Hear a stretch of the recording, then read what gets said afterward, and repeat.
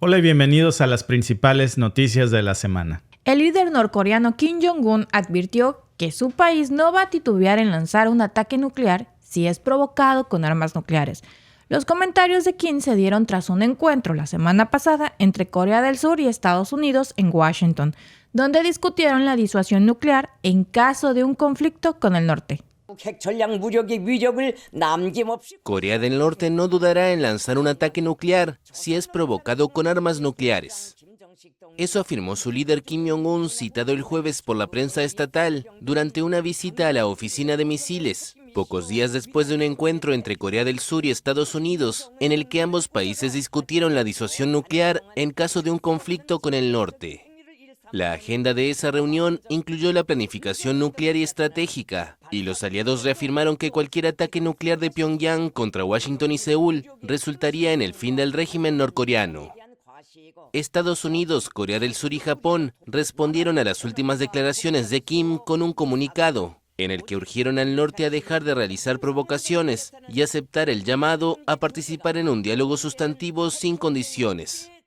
Los tres países han intensificado la cooperación militar de cara a la ola de pruebas nucleares realizadas este año por Pyongyang, y el martes activaron un sistema para compartir información en tiempo real del lanzamiento de misiles norcoreanos.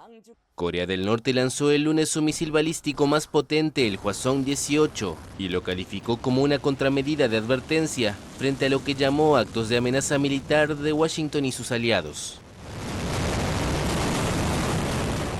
Y en el fútbol, la justicia europea infligió este jueves un revés muy grande a la UEFA al estimar que sus reglas del 2021 en contra de la Superliga, el proyecto competidor de la actual Liga de Campeones, son contrarias a derecho, una decisión que parece hoy reabrir la batalla sobre el futuro del fútbol europeo. Un veredicto que parece reabrir la batalla sobre el futuro del fútbol. La justicia europea determinó el jueves que las normas de la UEFA y la FIFA aplicadas en 2021 en contra de la Superliga, el proyecto competidor de la actual Liga de Campeones, son contrarias a derecho. Las disposiciones supeditan a su autorización previa a cualquier proyecto de nueva competición de fútbol de clubes y prohíben a las instituciones y a los jugadores participar en la misma so pena de sanciones. El artículo 102 TFUE debe interpretarse en el sentido de que constituye un abuso de posición dominante. El tribunal con sede en Luxemburgo consideró que los poderes de esas dos organizaciones no han ido acompañados de criterios que permitan garantizar su carácter transparente, objetivo, no discriminatorio y proporcionado. No obstante, aclaró que ello no significa que el proyecto de la Superliga deba ser necesariamente autorizado, subrayando que se pronuncia de forma general sobre las reglas de la FIFA y la UEFA y no sobre ese proyecto específico. El jefe de A22, la sociedad promotora de la Superliga, aseguró que el monopolio de la UEFA ha terminado y anunció la idea de un nuevo proyecto de competición de 64 clubes en categoría masculina y 32 en la femenina, sin dar nombres concretos de los equipos. Real Madrid y Barcelona, los grandes clubes que continúan defendiendo el proyecto de una competición alternativa, recibieron con gran satisfacción la noticia. Desde hoy, los clubes serán los dueños de su destino. Los clubes vemos plenamente reconocido nuestro derecho a proponer e impulsar las competiciones europeas que modernicen nuestro deporte y atraigan a los aficionados de todo el mundo. Creemos que ha llegado el momento en que los clubes, y con más motivo aquellos que son propiedad de sus socios y socias, como es el caso del Fútbol Club Barcelona, tengan un mayor control sobre su destino, tengan un mayor control sobre su futuro, tengan un mayor control sobre su propia sostenibilidad. Desde la UEFA la lectura es diferente y se minimizó el alcance de esta sentencia, subrayando que se refiere a un aspecto técnico que ya había reconocido y corregido en junio de 2022 con nuevas reglas. La economía cubana se va a contraer hasta un 2% en el 2023, según estimaciones del gobierno cubano el miércoles. Otra señal del deterioro económico en el país desde la pandemia del coronavirus. La economía de Cuba experimentará una contracción del 2% en 2023, según informó el miércoles el gobierno de la isla en otra señal del deterioro económico. Es posible que tengamos este año una contracción del Producto Interno Bruto a precios constantes, que estamos estimando pudiera moverse en el entorno entre un 1 y un 2%. El funcionario también adelantó una inflación del 30% en 2023. Todo esto en medio de un fuerte incremento del precio del dólar en el mercado negro, que rige la economía en la calle. El gobierno anunció que un grupo de trabajo encabezado por el Banco Central determinará cuál debe ser la tasa de cambio con respecto al dólar. Lunes, martes, miércoles, jueves y viernes trabajo como profesor de educación física y el sábado y el domingo trabajo como custodia. Y además tengo mi retiro porque ya soy retirada reincorporada y no me da. Cuba, con una economía de planificación centralizada y fuerte predominio de la empresa estatal, enfrenta una crisis sin precedentes en 3 décadas, por los efectos de la pandemia y el recrudecimiento de las sanciones de Estados Unidos. La caída del peso cubano se disparó tras una reforma monetaria de 2021, que no ha tenido los resultados esperados. Se puede decir que el salario del cubano no da. Por mucho que se quiera administrar, que se quiera planificar, no da el salario del cubano. Las MIPYMES, los precios son demasiado excesivos. El gobierno explicó que la caída de la economía este año estuvo marcada por la disminución en la producción agropecuaria y la manufactura, así como por la emigración de mano de obra. La llegada de turistas, una industria fundamental para la isla, subió 50% respecto a 2022, con 2.400.000 visitantes, pero debajo de los 3,5 millones previstos para este año. Y el presidente de Argentina, el ultraliberal Javier Milei, ordenó el miércoles la desregularización de la economía mediante un decreto con el cual modifica o deroga más de 300 normas. Entre estas está, por ejemplo, la ley de alquiler, el régimen laboral, y todo esto desató una protesta espontánea frente al Congreso argentino. El presidente de Argentina, Javier Milei, ordenó el miércoles la desregulación de la economía mediante un decreto con el cual modifica o deroga más de 300 normas. Las derogaciones incluyen la normativa que impide la privatización de las empresas del Estado, como por ejemplo la petrolera YPF o Aerolíneas Argentinas. También se reformará el sistema de atención en medicina privada. En el día de hoy he firmado un decreto de necesidad y urgencia para comenzar a destrabar este andamiaje jurídico e institucional opresor que ha destruido nuestro país. El anuncio de Milei fue recibido por cacerolazos de protesta en varios barrios de Buenos Aires. Previamente se registró una manifestación en la capital de los movimientos sociales de izquierda, que marcharon hasta la Plaza de Mayo frente a la Casa Rosada, sede de la presidencia. La movilización fue seguida por integrantes de varios cuerpos policiales, que vigilaron que la marcha dejase al menos un carril libre sin cortar totalmente el tránsito de vehículos.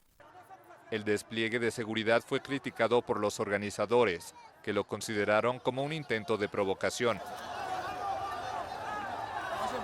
Ese protocolo es ilegal porque violenta la Constitución argentina y todos los pactos internacionales que defienden el derecho a la protesta. Yo me pregunto, ¿en qué lugar del mundo una marcha de 40 o 50.000 personas se hace por la vereda, que es lo que quiere esta gente? Es una brutalidad.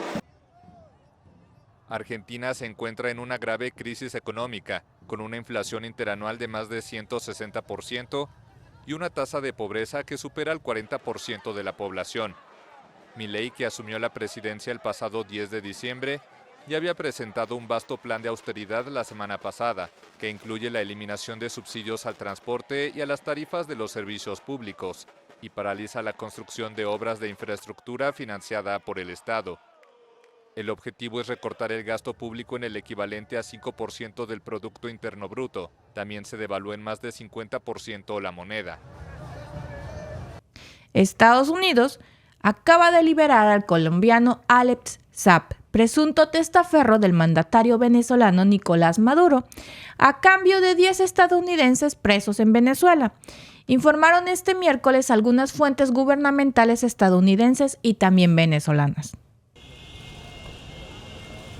El presidente de Venezuela, Nicolás Maduro, recibió en Caracas al empresario Alex Saab, acusado de ser testaferro del mandatario, y que fue indultado por el presidente estadounidense Joe Biden, a cambio de la libertad de 10 ciudadanos de Estados Unidos. quiero darle la bienvenida a este hombre valiente, patriota, que resistió 1280 días, 40 meses, las condiciones más adversas. Saab llegó a Venezuela poco después de recibir el indulto. La vida es un milagro constante y hoy el milagro de la libertad, el milagro de la justicia se ha hecho realidad gracias a usted, señor presidente, por su perseverancia. Saab era enjuiciado en Florida por lavado de dinero. El indulto fue confirmado por altos funcionarios en Washington. Fue detenido en Cabo Verde en junio de 2020 y extraditado a Estados Unidos en octubre de 2021. La fiscalía estadounidense lo acusaba junto a su socio Álvaro Pulido, detenido en Venezuela en una trama de corrupción relacionada con la estatal PDVSA, de transferir $350 millones obtenidos ilegalmente en Venezuela para blanquearlos en el sistema financiero estadounidense. El arresto fue calificado como un secuestro por el gobierno venezolano. Saab se convirtió en una moneda de cambio para Maduro, que exigía su liberación para desbloquear sus negociaciones con la oposición con mediación de Noruega. El canje fue mediado por Qatar y Biden confirmó la liberación de 10 estadounidenses y habló de 20 presos políticos venezolanos liberados, que se unen a los otros 5 excarcelados en octubre, como parte de un acuerdo alcanzado entre el gobierno y la oposición en la mesa de negociación. La France Press ha confirmado la libertad de 16 venezolanos. Y el presidente electo de Guatemala, Bernardo Arévalo, le dijo a AFP estar convencido de que asumiría el poder el 14 de enero próximo y que va a gobernar sin miedo. Esto después de haberse bloqueado el golpe de Estado que asegura fraguó la élite política corrupta guatemalteca. Bernardo Arévalo está convencido de que asumirá el poder en Guatemala. El presidente electo aseguró que la Fiscalía General fracasará en su intento de que preste juramento en enero en una entrevista concedida a la AFP durante su visita a Panamá. Mire, no hay duda que vamos a asumir el 14 de enero. Y nosotros tenemos muy claro de que hay el respaldo para el gobierno es amplísimo. El Ministerio Público, dirigido por la fiscal general Consuelo Porras, solicitó el retiro de la inmunidad de Arévalo, buscó cancelar su partido Semilla, denunció anomalías y consideró nulas las elecciones. Pero el Tribunal Supremo Electoral sostuvo que los resultados son inalterables y la Corte de Constitucionalidad ordenó hace una semana al Congreso garantizar la juramentación de Arévalo. El golpe de Estado lo que intentaba hacer era, por medios judiciales, lograr condiciones de alteración de la respuesta, de la alteración de la voluntad popular y del resultado electoral. Las resoluciones que le menciono de la semana pasada cierran la posibilidad y dicen que no hay forma como se revierta ese resultado electoral. Arévalo sostiene que la Fiscalía busca evitar que asuma el poder, pues poderosos sectores políticos tradicionales temen a su promesa de lucha frontal contra la corrupción. Nosotros no entramos con miedo a esta gestión de gobierno. Al contrario, entramos determinados y fortalecidos. Lo que hemos encontrado es un respaldo social generalizado. Existe en este momento una convergencia que va desde los pueblos originarios hasta el sector empresarial organizado en una determinación de que tenemos que hacer que las cosas cambien y que el país funcione. Arévalo mencionó que su gobierno desarrollará una Comisión Nacional Anticorrupción. Busca evitar el exilio de fiscales y jueces que se vieron obligados a dejar el país tras denunciar actos de corrupción. Y las negociaciones para la liberación de rehenes y una nueva tregua entre Israel y el grupo islamista palestino Hamás en el conflicto en la Franja de Gaza son muy serias, afirmó esta semana la Casa Blanca. La ofensiva israelí en la Franja de Gaza provocó la muerte de 20.000 personas desde el 7 de octubre, según anunció el miércoles Hamás. En tanto, el jefe del movimiento islamista palestino, Ismail Haniyeh, radicado en Qatar, llegó el miércoles a Egipto para participar en conversaciones sobre un alto al fuego. Tras más de 2 meses de guerra y ante la presión internacional, las dos partes parecen estar dispuestas a pactar una segunda tregua. Estados Unidos está interesado en que sean liberados los ciudadanos estadounidenses capturados y llevados a Gaza en la incursión de Hamás. Lo que puedo decir en este momento es lo siguiente. Tenemos mucho trabajo en marcha en ambos frentes en este momento y esperamos tener buenas noticias para compartir, probablemente hoy más tarde. Según una fuente del movimiento islamista palestino, las discusiones se centran en detener la guerra y preparar un acuerdo sobre la liberación de los prisioneros palestinos, así como poner fin al asedio israelí a la franja de Gaza, que impide la entrada de alimentos, medicinas, agua potable y combustible al enclave. Según la Oficina de Coordinación de Asuntos Humanitarios de la ONU, la mitad de la población en Gaza padece hambre extrema o grave. Según fuentes de Hamás, la propuesta es una tregua de una semana, a cambio de que liberen a 40 rehenes israelíes.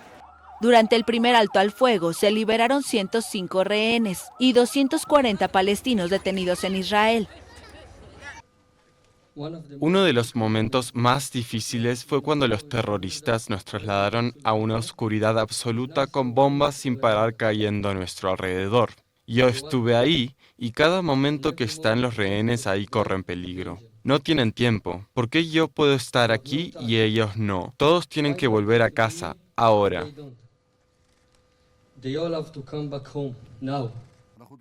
El primer ministro israelí, Benjamin Netanyahu, afirmó que seguirá la ofensiva. Quien piense que nos detendremos está alejado de la realidad. No detendremos los combates hasta que se logren todos los objetivos que nos hemos fijado. La eliminación de Hamás, la liberación de nuestros rehenes y la eliminación de la amenaza de Gaza. Tras la incursión de Hamás el 7 de octubre a territorio israelí, en el que murieron unas 1.140 personas, según un recuento de la France Press basado en cifras oficiales, el gobierno de Israel prometió destruir a Hamás. Unas 250 personas fueron tomadas además como rehenes, e Israel afirma que unas 129 siguen secuestradas en Gaza. Por su parte, el Consejo de Seguridad de la ONU postergó nuevamente la votación sobre una resolución de alto al fuego en la guerra entre Israel y el grupo Hamás. Ahora será votada el jueves. Y después de años de negociaciones y una noche frenética, los eurodiputados y los representantes de los Estados miembros de la Unión Europea acordaron este miércoles una amplia reforma del sistema migratorio europeo que prevén un mecanismo de solidaridad obligatoria y controles también mucho más estrictos.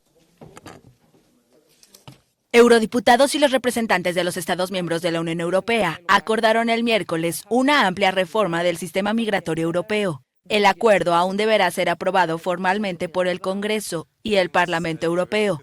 La idea es que se apruebe definitivamente antes de las elecciones europeas de junio de 2024. La reforma prevé centros cerrados cerca de las fronteras exteriores para expulsar a los migrantes que no tengan derecho a asilo. Ello se aplicará a provenientes de países en que la tasa de reconocimiento del estatus de refugiado sea inferior al 20%.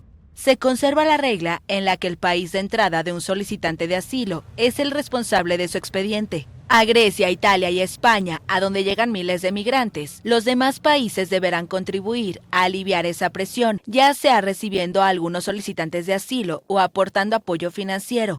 España, Grecia e Italia celebraron el texto.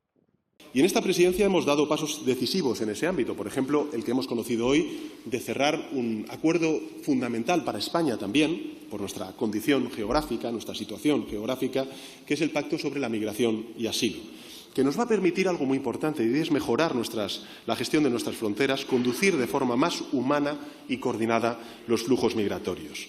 En tanto, 15 ONGs, entre ellas Sea-Watch y SOS Humanity, implicadas en el rescate de migrantes en el Mediterráneo, advirtieron que este acuerdo representa un fracaso histórico y un homenaje a los partidos de la derecha europea. Ahora somos conscientes de que no existe una solución perfecta, no es un paquete perfecto sobre la mesa, y no analiza las soluciones a todos los problemas complejos. Pero lo que tenemos sobre la mesa es mucho mejor para todos nosotros que lo que teníamos previamente. Hasta noviembre de este año, la agencia Frontex reportó un incremento migratorio del 17%.